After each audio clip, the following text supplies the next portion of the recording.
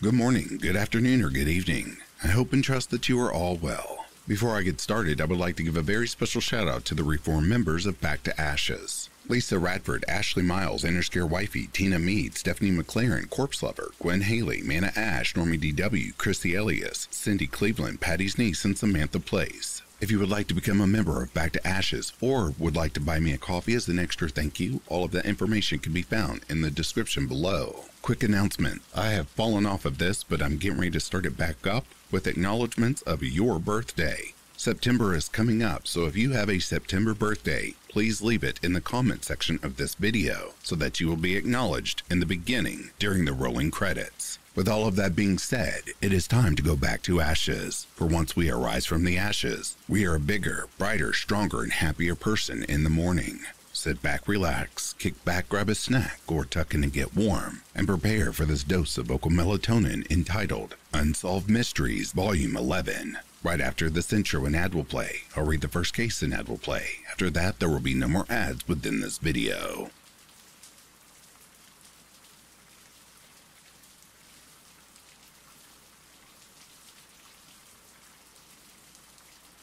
On June 14, 1985, 38-year-old Sandra Phillips was murdered in the sex shop she managed. Her murder remains unsolved. Who killed Sandra? On June 14, 1985, 38-year-old sex shop manager and mother of four, Sandra Phillips was in her shop, the private shop, Swansea, Wales. Someone entered the shop that day and murdered her in a brutal fashion. She was sexually assaulted and battered with a heavy phone and strangled to death. Petrol was put around the shop and on her body. The shop nor Sandra were set alight. Anthony Williams, an area manager, found her body. The telephone used in the attack has never been found, along with a set of keys belonging to Sandra. Later, brothers Wayne and Paul Darville from NEAT were arrested for Sandra's murder. Wayne says he witnessed Paul murder Sandra. In 1986, Wayne retracted his statement, saying that he was pressured into confessing to the murder. Paul received life imprisonment with a minimum of 20 years. Wayne was sentenced to life imprisonment with a minimum of 15 years. In 1989, Wayne was revealed to be a serial confessor. He often confessed to things that he had never done. In 1992, the case is sent to a court of appeal where police are accused of falsifying notes and planting evidence. A bloody palm print found on a foam board near the crime scene was thought to have had negative results, but was destroyed. Wayne and Paul were released from prison and received £80,000 in compensation. In 2005, the shop where Sandra was murdered was pulled apart and a false wall was found. The false wall was searched for evidence. However, no evidence was found. Sadly, in 2009, the investigation came to a formal end due to exhausted inquiries. Scottish serial killer Robert Black was a suspect for a short while, but that was dropped and Sandra's murder still remains unsolved.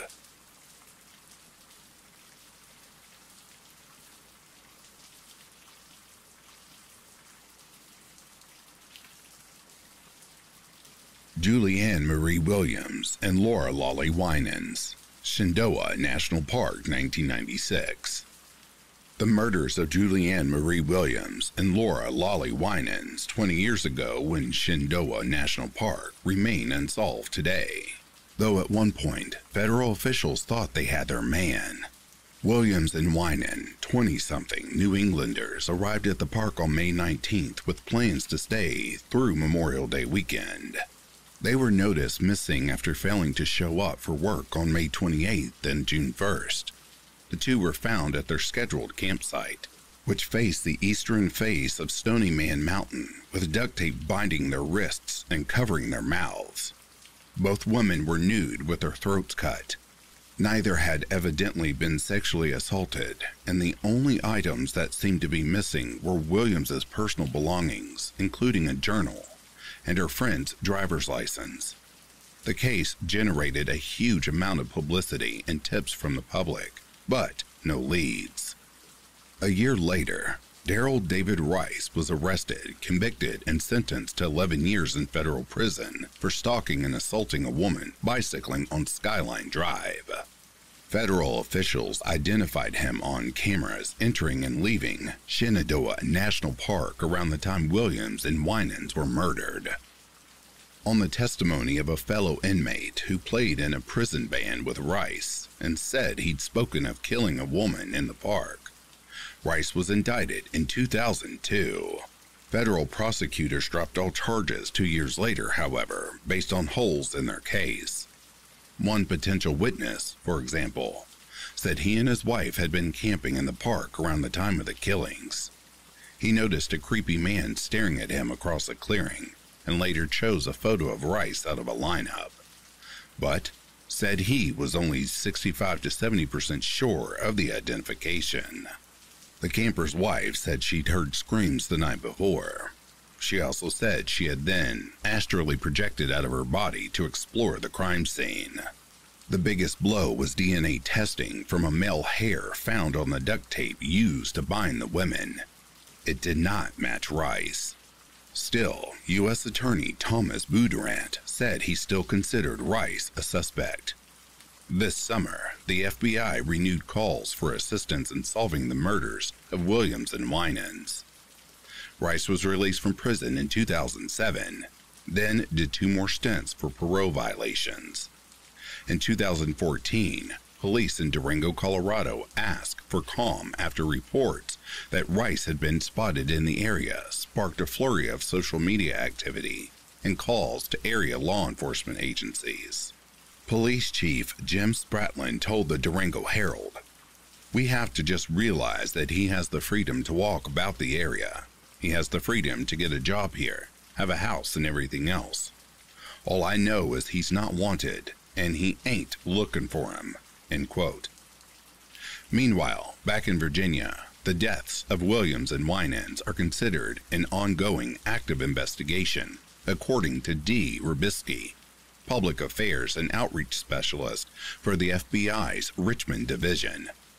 Indeed, in early June, the FBI marked the 20th anniversary by issuing a renewed call for tips about the killings. Anyone with information about Williams and Winans' death should contact the FBI's Richmond office at 804-261-1044 or go to tips.fbi.gov.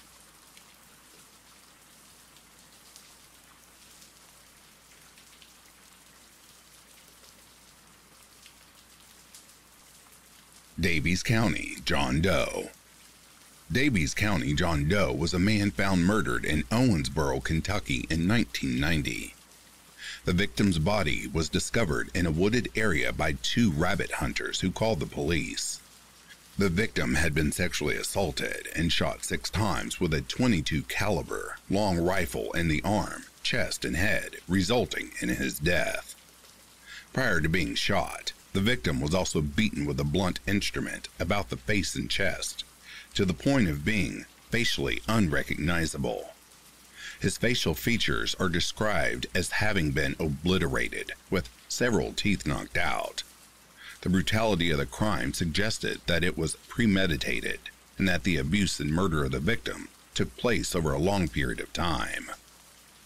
At the time of discovery, his body lacked hands and feet, and several of his teeth were missing, complicating the identification process.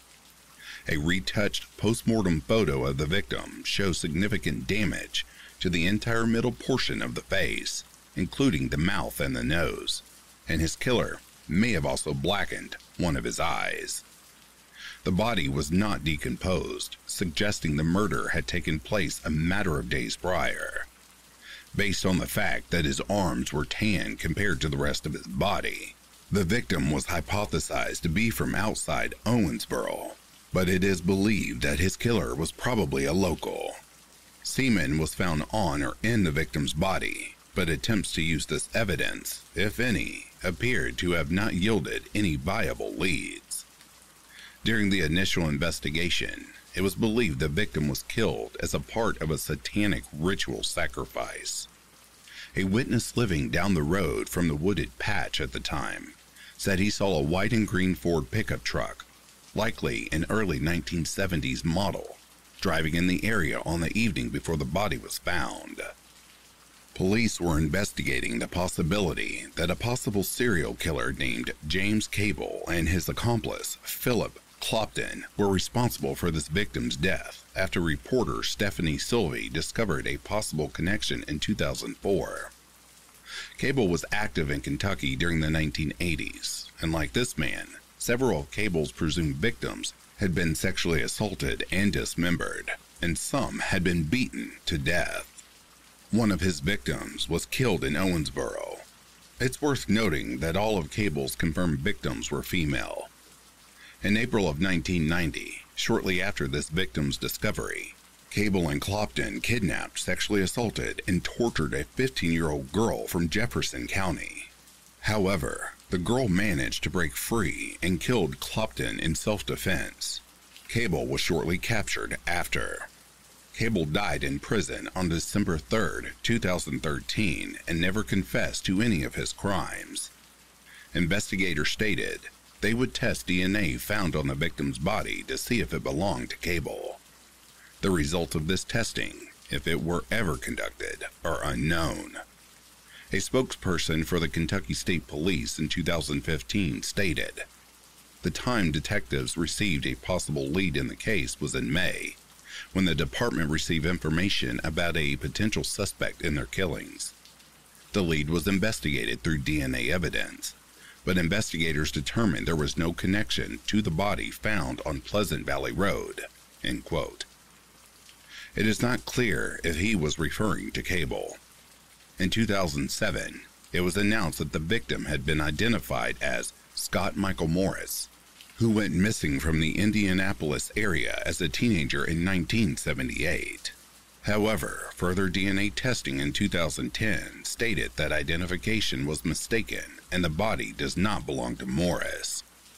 In April 2022, it was announced that the Trans-Do Task Force was working on his case in association with the Kentucky State Medical Examiner's Office.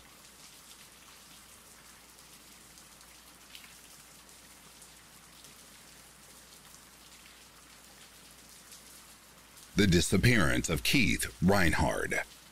In 1989, 49-year-old Keith Reinhardt was a sports writer for the Daily Herald in Chicago, but he decided to take a leave of absence for a unique outing.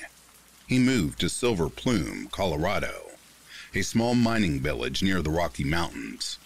Reinhardt became fascinated by the story of Tom Young, a Silver Plume resident who disappeared under mysterious circumstances the year before. On September 7, 1987, Young closed up his bookstore and walked into the mountains with his dog, but never returned. Reinhardt decided to open an antique shop in the former location of Young's bookstore and started working on a novel based on Young's disappearance. In an eerie coincidence, Keith Reinhardt soon became the center of his own unsolved mystery. On July 31st, the remains of Tom Young and his dog were found in the mountains. They were both shot in the head and, since a revolver was found at the scene, investigators ruled that Young likely shot his dog before committing suicide. 1 week later, Reinhardt closed up his shop and told people he was planning to climb the summit of Pendleton Mountain. After leaving the village, he was never seen again. The circumstances of Reinhardt's disappearance were strange since it was a 6-hour hike to Pendleton Mountain, and he did not leave until 4:30 p.m. At the time, Reinhardt was not carrying any equipment and was not dressed appropriately for a mountain climb. A search of the area turned up no trace of him, and, tragically, one of the searchers was killed after crashing his plane. There was some speculation that Reinhardt staged his own disappearance. Others believe that both Reinhardt and Young were victims of foul play, and that their cases were somehow connected. Whatever the truth, Keith Reinhardt's disappearance remains a mystery.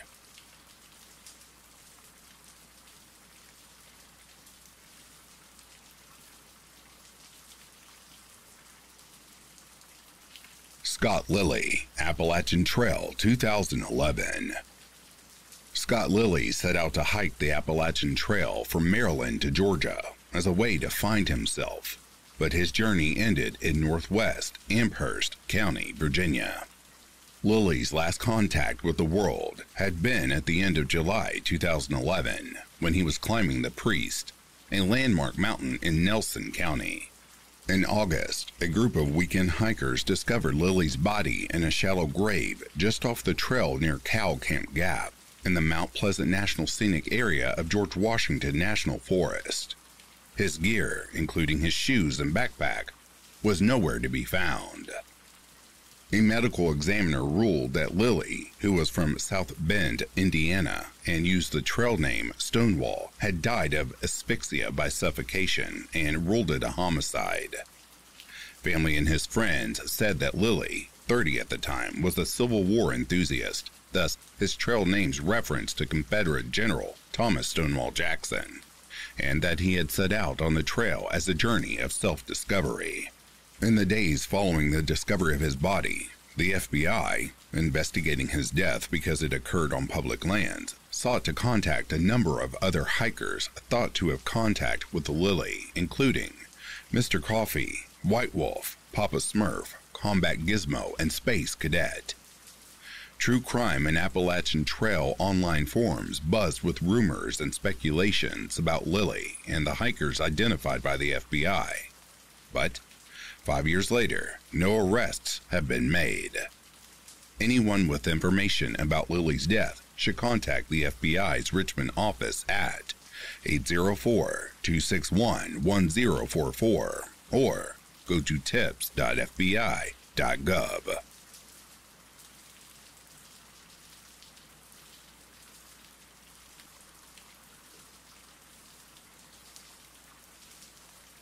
In July 2019, the USS Omaha and other Navy ships were swarmed by a huge group of 14 to 100 plus unknown drones off the coast of California, per eyewitness reports and video and radar data. It remains strikingly unclear what was responsible. The USS Omaha incident is one of many favorites amongst the modern UAP incidents, given the rare combination of many eyewitness accounts, video data, radar data, and other sensor data. That and the huge number of aircraft which were observed over the course of several hours and eventually weeks. Remarkably, there's still not a good answer as to what was responsible. Per Mystery Wire, new evidence has surfaced regarding a swarm of unknown objects that surrounded multiple Navy warships off the coast of San Diego in July 2019. For 2 long hours on the night of July 15, 2019, the crew of the Omaha detected on multiple sensor systems unknown objects that surrounded the ship. One of the objects, a self-illuminated sphere at least 6 feet in diameter, flew alongside the Omaha for an extended period and was observed through a thermal sensor in the ship's Combat Information Center, or CIC. Over a period of hours, crew members on the USS Omaha, which is located in the center of the radar screen seen in multiple videos, monitored the approach of the unknown objects. There were as many as 14 objects on the screen at one point, all around the ship. On the Omaha, 2 different radar systems watched the objects and estimated their speed. The measured speed of these drones and their maneuvers are quite surprising. Recently released footage shows sailors on the Omaha observing as many as 9 objects swarming the ship at speeds close to 160 miles per hour or 257 kilometers per hour.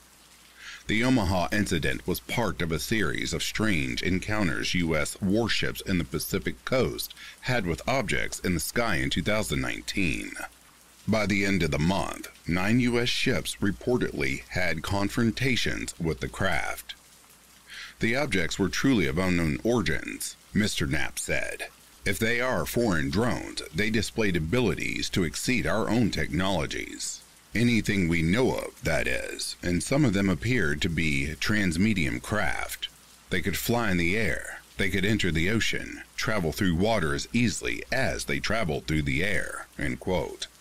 The radar and video, forward-looking infrared or FLIR, data can be found online.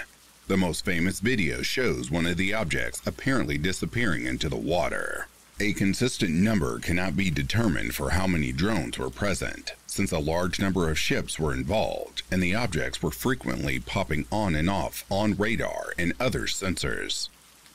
Some evidence suggests these units displayed unique flight properties, and they were estimated to have been at least 100 of them, conducting a coordinated series of maneuvers directed at our warships. The number quoted by Corbell is far higher than suggested in the Navy briefing slides, which says on July 15, 2019, the guided missile cruiser USS Bunker Hill encountered up to 11 UAS, and the destroyer USS Ralph Johnson tracked 4 on radar and reported sightings of 10 more. Corbell says multiple warships were experiencing swarms of unidentified craft at the same time, accounting for the higher numbers. A sighting by the Russell on July 30, 2019 detected 5 unknown UAS, according to the Navy description of the incident obtained by the drive under FOIA. The Navy's proposed explanation is that the drones originated from the Hong Kong-flagged freight ship MB Bass Strait or another nearby civilian ship, which were conducting surveillance on the USS Omaha and other Navy vessels. This theory has been met with skepticism, since the sighted ships were too far away and the drones were performing maneuvers that are beyond the realm of plausibility for drones.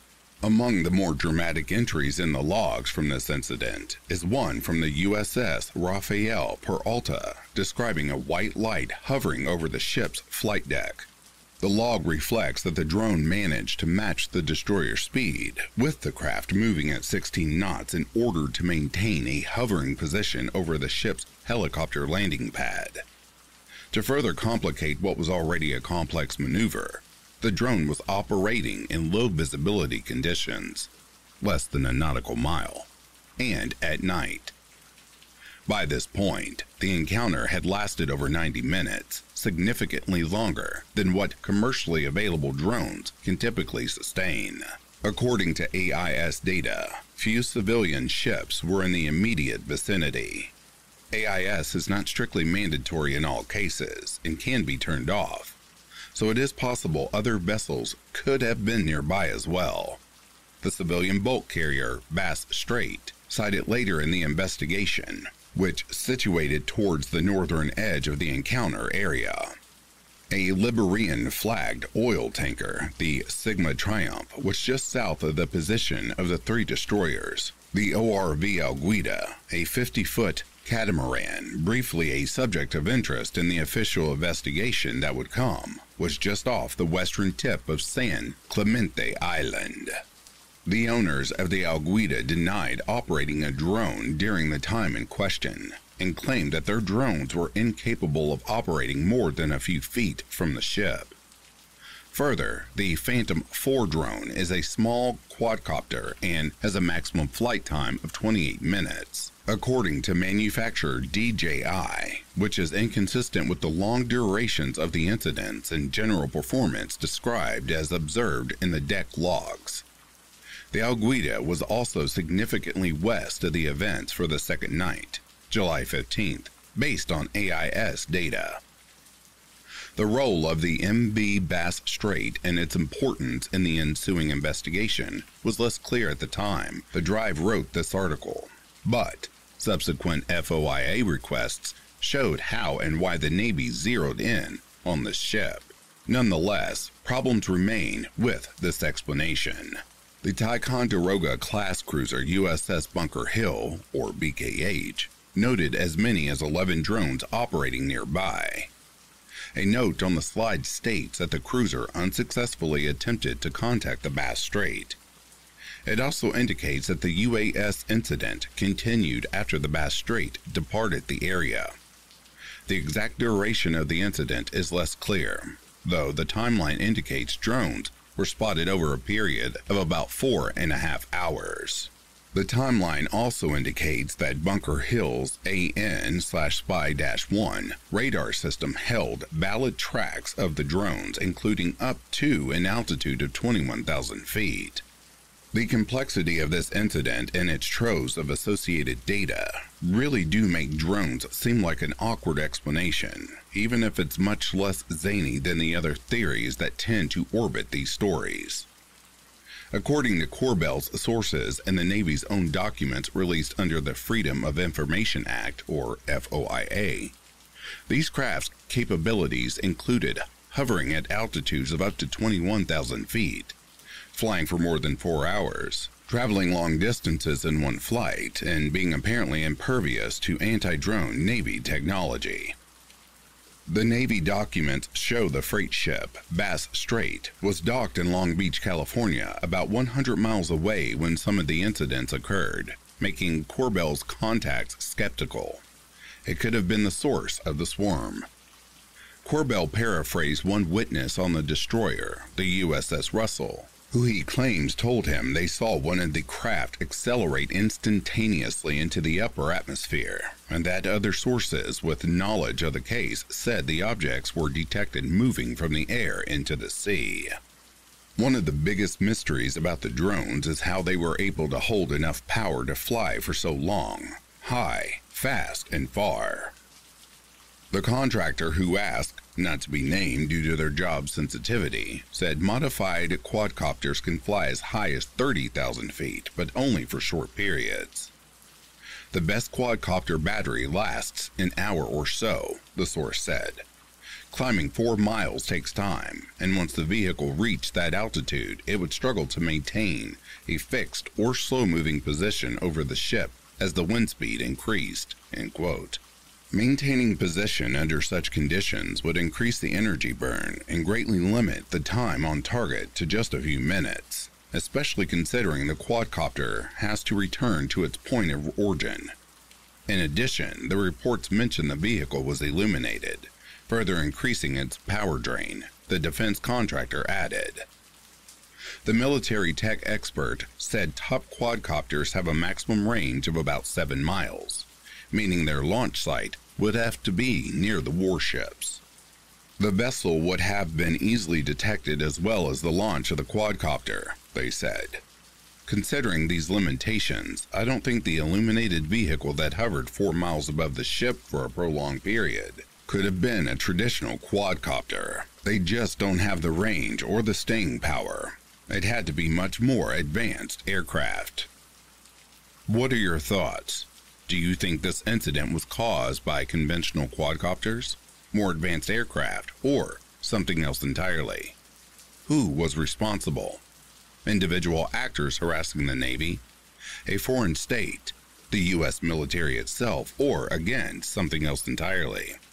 Was anyone ever held responsible? I'm surprised that the Navy had such a hard time pinning down what was happening and putting an end to it. Later, FOIA requests revealed that this harassment went on for months in mid-2019. Who knows? Maybe they're still happening today, little to our knowledge.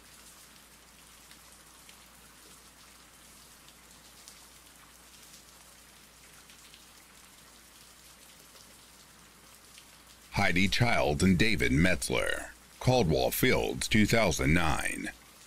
Heidi Childs and David Metzler had spent 4 years together, but as rising college sophomores just a couple of days into the 2009 fall semester, they still had their whole lives ahead of them.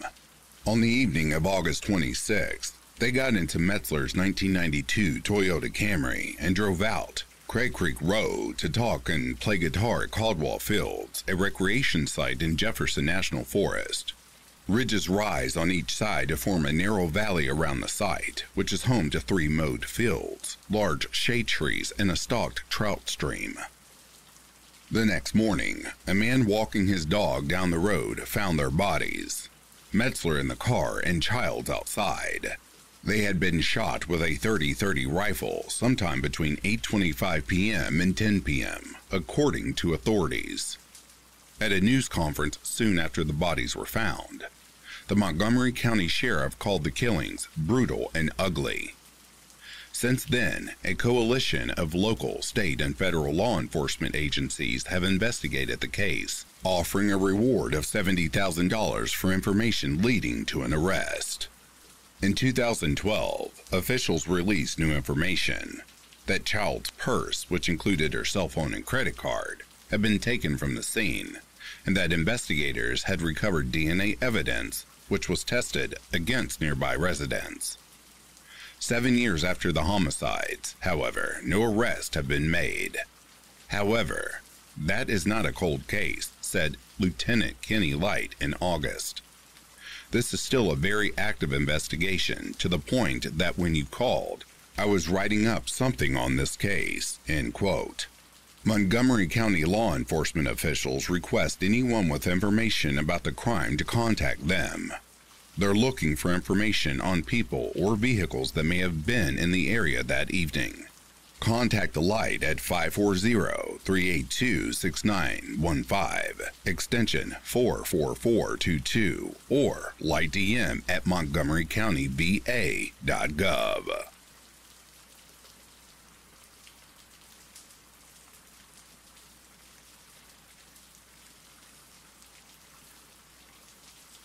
Angela Ayala died of strangulation in her own home, but her killer was never caught. Why is more not known of this case? 1991, Sheffield Lake, Ohio. Angela Vanessa Ayala was born in 1974 to Jose Ayala and his wife. She had a sister, though I have not been able to confirm if older or younger. They moved into a newly built home in 1978 in Sheffield Lake, Ohio. By all accounts, it appears to have been a nice home with modern amenities, including a code-based security system that was used regularly. Rumors have floated around that Jose was a strict father, prioritizing his daughter's modesty. This may have put him at odds with Angela, who had recently become engaged to an 18-year-old boy named Michael. On August 1, 1991, paramedics rushed Angela to the nearby hospital after she was discovered by her father, Jose. She was not breathing. Various reports list that she was otherwise beaten and bruised. After working to revive her, she was declared dead at 11:39 a.m. The police quickly ruled it a homicide, and the cause of death was strangulation. There were no signs of sexual assault, and her time of death was estimated to be between midnight and 6 a.m. Not much seems to be publicly known about what happened that morning, but much speculation exists in plain sight on local community groups. One man reported that he worked with Jose that night. Their shift started at 4 a.m. That day, the father had left his wallet at home and left work at around 8 a.m. to retrieve it. It is around that time he found his daughter unresponsive. Allegedly, another neighbor witnessed Jose running frantically into the street and entered the home with him to discover the body. By her account, Angela was severely beaten and had been dead for some time. However, emergency services has not until recently admitted that she died at home and not at the hospital. Why was it the time of death was the night prior, but the paramedics still tried to revive her, damaging the scene in the process? Speculation is she was found on a waterbed with the heater turned up, so first responders thought she had passed recently. Angela's death garnered very little attention in the press and little aftermath. One small clipping explains how she lost her life and that it was indeed homicide. 2 follow-up articles preceded, one stating that Michael had taken a polygraph test and another that Jose had also. The police pledged that no charges would be filed against anybody until they had considered all the evidence, of which some evidence had been submitted to a crime lab, and they estimated 2 weeks until they would have those results. Nothing was ever made public thereafter, and no charges have been filed in Angela's death. No one has ever officially been named a suspect. Local rumors of corruption in the police always swirled around the lead detective, Anthony Campo. These whispers followed until 2021 when he was fired after a racist incident at that police station. What happened to Angela? Why has this case gone so silent? Will she ever get justice?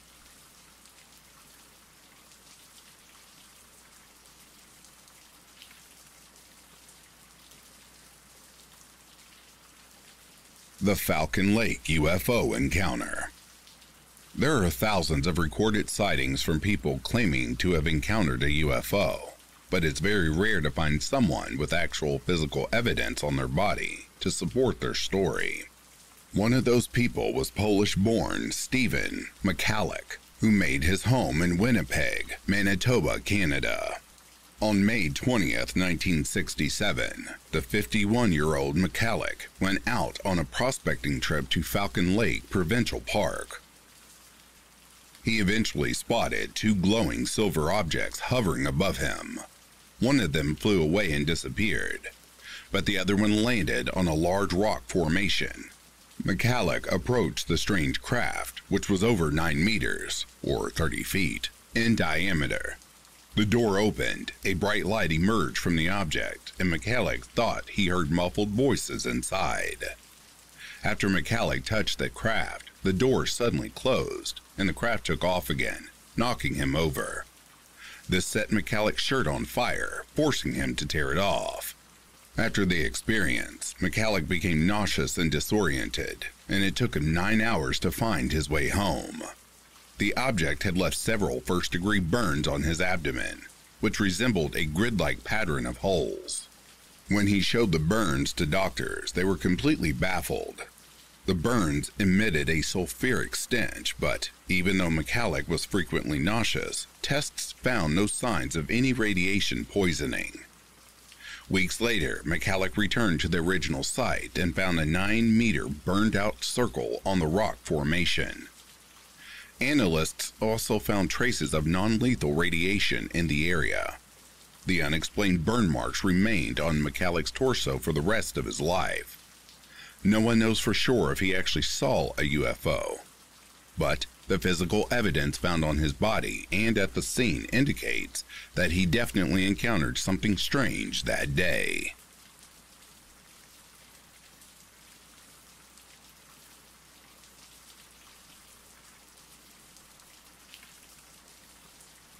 Someone killed my friend Ben.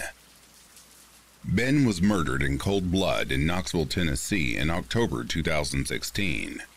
To this day, his senseless murder goes unsolved, with no clues. Who killed our friend Ben? Loved ones remember the 28-year-old Knoxville native as a free-spirited artist who taught himself to play a variety of instruments and constantly doodled on any scrap of paper at hand.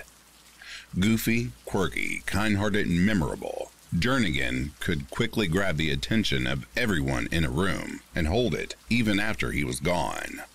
Much like his personality, the circumstances of his killing don't fit the mold either. By all appearances, he wasn't mixed up in drugs. He didn't run with a bad crowd. There were no conflicts with family or friends. As far as the evidence suggests, it was mere happenstance, a brief bit of car trouble that stopped him within walking distance of home in the early hours of October 8, 2016, just long enough to cross paths with his killer. Robbery is believed to have been the motive, but even that fails to explain the why. Jernigan had little money, his family said, and likely would have given whatever he had under the threat of a gun. It's hard to get your head around, said his father, Guy Jernigan. You can drive yourself crazy trying to dwell on those last seconds, but that's not Ben. I don't want everything about Ben to be those last few seconds. It's about how he lived, end quote. Among those who knew Jernigan best, they still struggle to define him. Ben was a whole bunch of things wrapped into one, said his sister Amanda Forrester. He was not one for formal structure. He was super intelligent, but he could walk out of the house and forget to close the front door, end quote. Thumbing through family photos, his mother, Barbara Carter, noted how awkward Jernigan appears while holding his young niece, Lila. Yet, he proved to be a natural babysitter when he reached for his guitar, keeping the rambunctious toddler mesmerized with renditions of The Girl from Ipanema and Dream a Little Dream. Jernigan had no clear plan after high school, fascinated by all things artistic and in no hurry to choose a path into adulthood. He recognized that about himself, though. So he enlisted in the Navy at age 18 in an attempt to gain more responsibility. Jernigan served nearly 3 years as a mass communications specialist, learning photography and videography. After completing his military service, Jernigan enrolled at the University of Tennessee on the GI Bill to study medical laboratory science, where, to the surprise of his family, he proved to be a very disciplined and successful student. By October 2016, he had wrapped up his summer studies and decided to take a break for the fall semester before finishing his undergraduate degree. On the day of his death, with the stress of school at bay, Jernigan went out to celebrate a friend's birthday. For Ben, it's what I consider a perfect day for him, Guy Jernigan said. They started the night at Sassy Ann's and ended up at one of his favorite night spots, Urban Bar in the Old City. Jernigan loved karaoke, end quote. Credit card receipts indicate he left at around 2:30 a.m., catching a ride from a friend back to his car, according to his father. By 3:30 a.m., a traffic camera spotted him turning off Broadway onto Fairfax Avenue. His mother's house, where he lived, was a few blocks from there. Jernigan had taken his car in for an oil change earlier that day. Coincidentally, the mechanics had failed to reset the car's rear impact safety device, and as he drove over a bumpy railroad crossing near Forsyth Street, his old Lincoln Town Car bottomed out, and the safety device shut down the fuel pump. The car suddenly died in the roadway. A nearby resident called E911 at 5:45 a.m. to report a car stalled along Fairfax.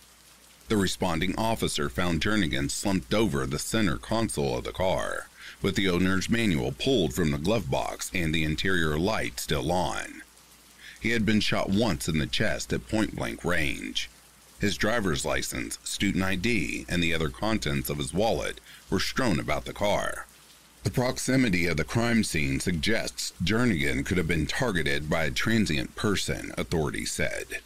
No other serious crimes were reported in the neighborhood in the weeks before, nor in the weeks after, nor had anyone reported a disturbance or a suspicious person that night, let alone gunfire.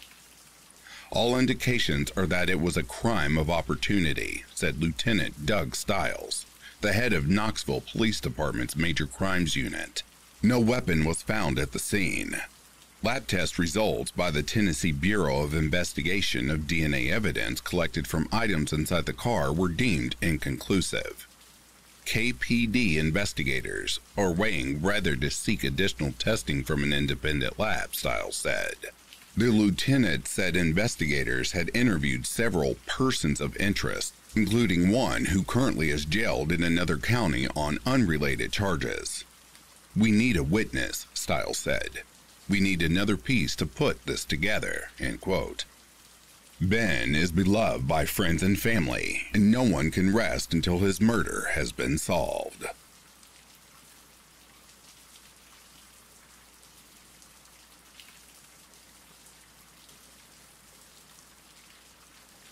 Is Ryan Widmer guilty of the bathroom drowning of his wife? The evidence seemed weak, but is it possible for a presumably healthy 24-year-old to just drown in a bathtub without obvious explanation? On August 11, 2008, while her husband Ryan, of only 4 months, was watching a Bengals preseason game, Sarah Widmer went upstairs to take a bath. An hour or so later, he was on the phone with the 911 operator, claiming he found his wife submerged in the bath and not breathing. That night, Sarah was declared DOA, and 3 days later, Ryan was charged with her murder.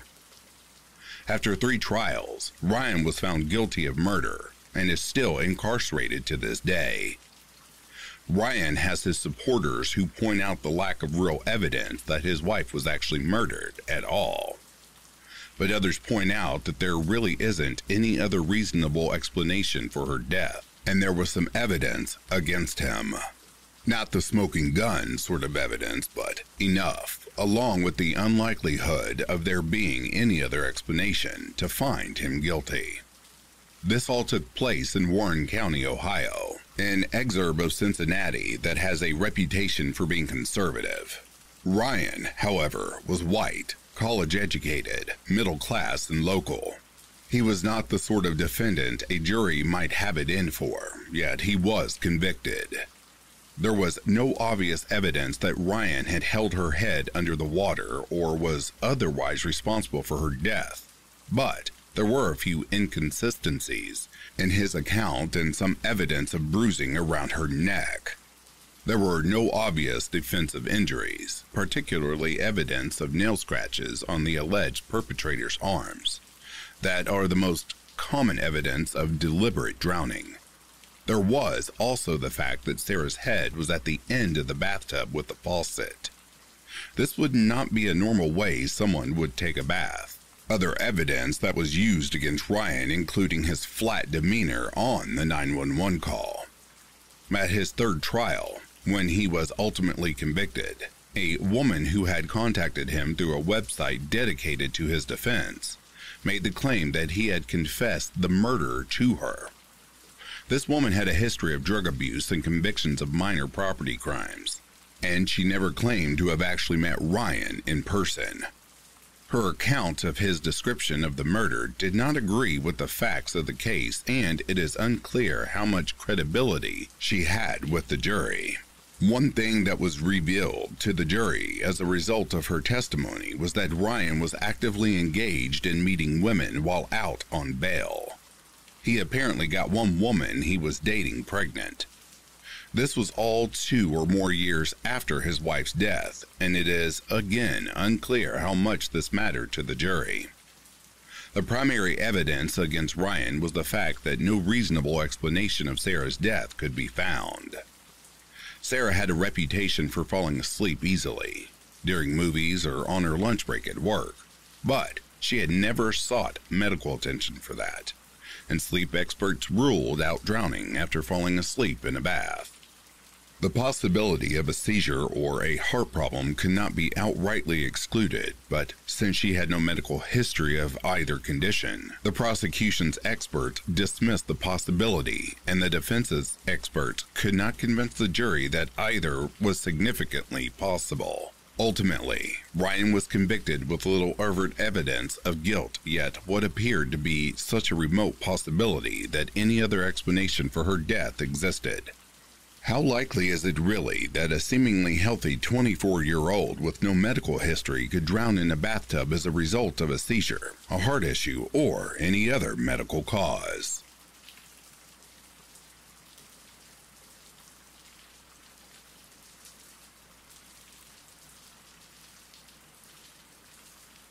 The Klein Falls State Park Axeman. In 1977, Terry Jentz and Aver Goldman, a pair of undergraduates from Yale, decided to spend the summer going on a cross-country bicycling trip. On July 22nd, they stopped at Klein Falls State Park in a remote area of Oregon to camp for the night. However, both women were suddenly awakened by a pickup truck which came barreling into the campsite and crashed into their tent. The 2 women initially assumed this was an accident, but they were shocked to see a man in a cowboy hat emerge from the truck with an axe. He used his weapon to attack Jentz and Goldman before climbing back into his truck and driving away. Both women were seriously wounded, but still alive. Jentz managed to stumble to a nearby road and flag down a passing car for help. After a teenage couple stopped and went to the campsite, they saw the lights of another vehicle approaching them. It came to a brief stop before turning around and driving away. They suspected the pickup driver had returned to finish the job, but he fled the scene after seeing other people there. Jentz and Goldman were both taken to a hospital and wound up surviving the horrific attack. The investigation eventually uncovered a suspect named Dick Dam, who was a known violent offender in the community.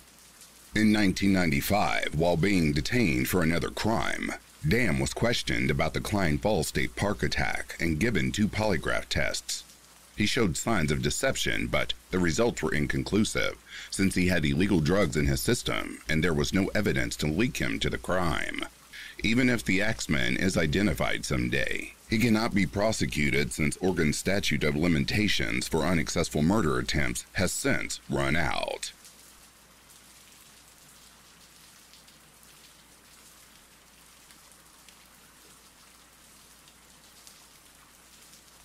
The Great Smoky Mountains National Park disappearances. The Great Smoky Mountains National Park borders Tennessee and North Carolina and is the most visited national park in the U.S. Therefore, it's probably inevitable that the park has its fair share of unsolved disappearances. On June 14, 1969, 6-year-old Dennis Martin went on an outing to the park with his family. Dennis and 3 other boys split off in separate directions to play a prank, but Dennis did not return, and a massive search of the area turned up nothing. A nearby witness recalled hearing a frightening scream sometime that afternoon before he saw a rough-looking man running through the woods. Years later, a man found what appeared to be a skeletal remains of a child in the park, but did not inform the authorities because he was hunting illegally at the time. When he finally reported it during the 1980s, the remains could no longer be found. No one knows if either of these events had any connection to Dennis Martin's disappearance. Another unsolved Smoky Mountains disappearance involves 16-year-old Trini Gibson, who vanished during a school trip to the park on October 18, 1976. While the students were hiking, Trini somehow became separated from them and disappeared, never to be seen again. On September 25, 1981, 58-year-old Thelma Melton was hiking through the park on Deep Creek Trail with 2 friends when she got way ahead of them and disappeared after walking over a hill. No one could find her afterwards. More recently, 24-year-old Derek Joseph Luking went missing on March 17, 2012. His vehicle was found in the Newfound Gap parking lot. All of his gear had been left behind, but there was a note on the windshield which read, "Don't try to follow me." No trace of Luking could be found anywhere in the park, adding his name to the list of people who have mysteriously disappeared in the Great Smoky Mountains.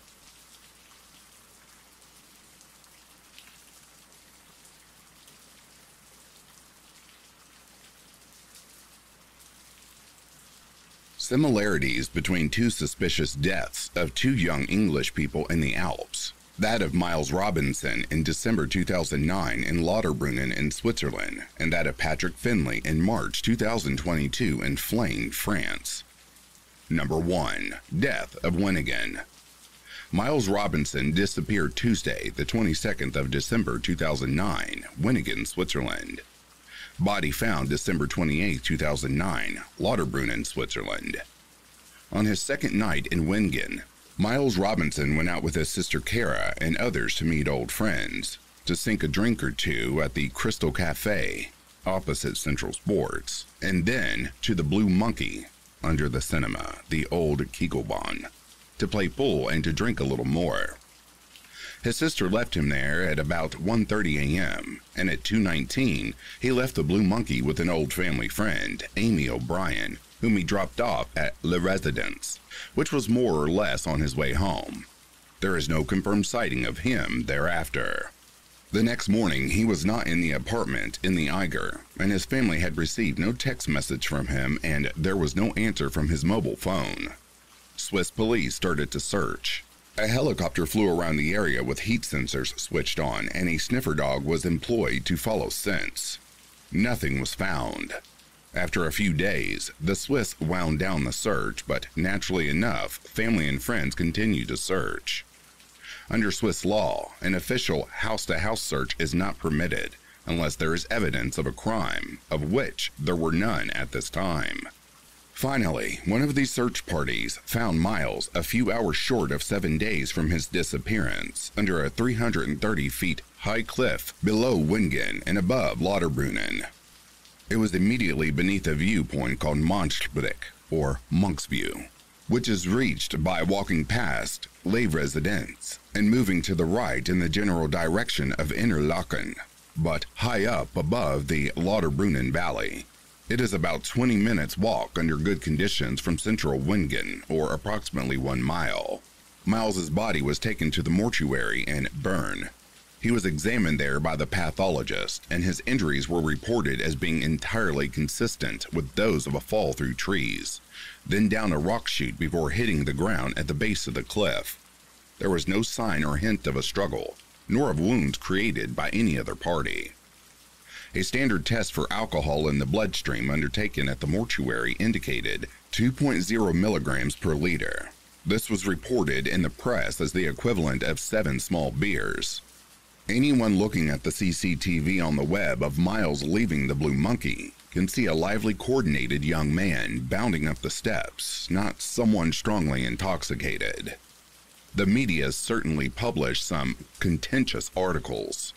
The Sunday Times, for instance, devoted about 2/3 of a page on the 3rd of January 2010 in an article headline, "Police Ignored Trail of Skier in Deathfall."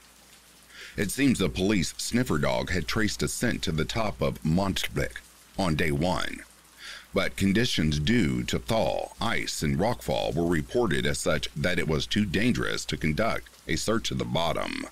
Later, the press asked why it was a private search party that found Miles and not an official search party. In that private search party were 1 or 2 who had wondered if the triangulated location of the signal from Miles's mobile phone whilst battery power remained, already identified as South Wengen, might include a small sector in the Lauterbrunnen Valley. It was whilst searching that area that the body was found. Both family and friends of Miles referred to his well-known aversion to walking. So why he walked 1 mile in the wrong direction at night with no better illumination than moonlight would be a reasonable question for which to seek an answer.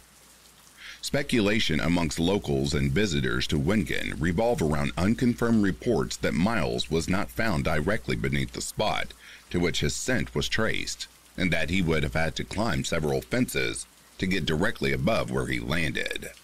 As is often the case in the matter of unexplained death, both speculation and conspiracy theories abound, amongst which the possibility of foul play cannot reasonably be ruled out, nor can an entirely accidental verdict. 2 years after his death, other information appeared. According to a toxicology report, he had consumed more than 2.5 times the legal limit of alcohol on the night of his death. A faint trace of designer drug para-methoxamphetamine was also found in his system. The drug, commonly known as PMA or Dr. Death, is described as a mind-altering substance. Dr. Carey said the report from the Swiss authorities showed only an indication of a presence of the drug. He added, "This is unsatisfactory because it doesn't say it is definitely present." Coroner Dr. Paul Knapman added, "Just because someone had a drug doesn't mean they voluntarily took it."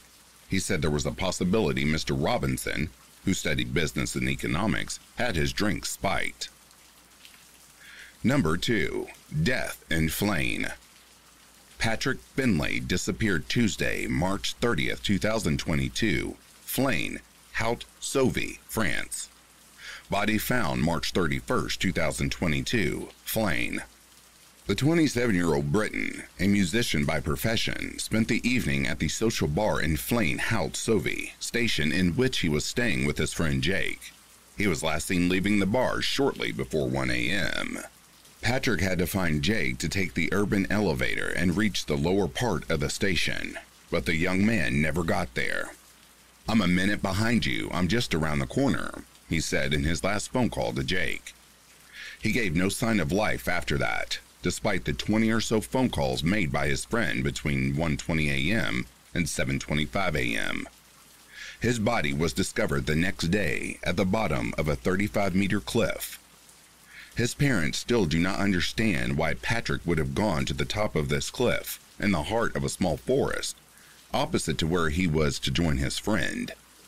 Nobody would go there in the middle of the night, not even for 500 euros, swears his father, who even doubts that Patrick went there by his own means. No trace of earth was found under his shoes when he should have crossed a muddy path. What if Patrick had had a bad encounter at the bar? The question remains open for his parents, who have consulted the CCTV images of the establishment. We see the young Briton chatting with a group of 5 men who left the social bar just minutes after him. Again, only 2 of them were interviewed as part of the investigation. Do you think these 2 deaths have any similarities?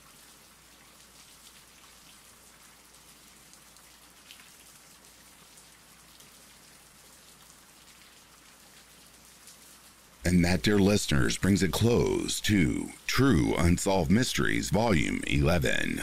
If you are sleeping, I hope Slumberland is treating you kindly. If you're awake, I hope you've enjoyed this collection. In the meantime, please take care of yourselves. I'll be reading to you soon. Have yourself a good morning, a good afternoon, or a good night.